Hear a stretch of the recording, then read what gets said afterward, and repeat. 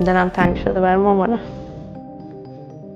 داداشم نه که ازشون خبر ندارم.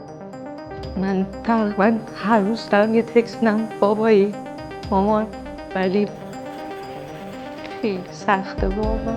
خیلی ناراحتم چون اون روز اول فراخوان یه حسی مطمئن بودم که اینترنت ها قطع میشه و خیلی دوست داشتم زنگ بزنم.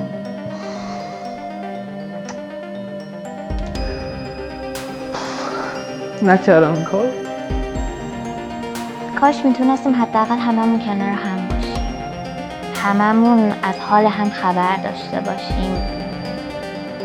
من خب وابستگی شدید به مامانم دارم و واقعا فقط منتظرم که جواب پیامو بدیم، اینطوری که هر دقیقه نگاه میکنم شبا مثلا اینقدر ترس دارم اینطوری که من یه ساعت یه بار از خواب بیدار میشم تا خود صبح که بخوام بیدار شم.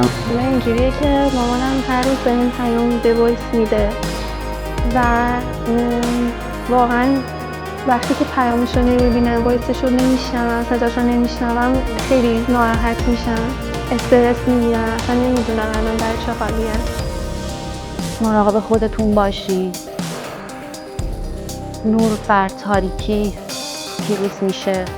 دوستتون دارم. لحظه به لحظه، ثانیه به ثانیه به یادتونم.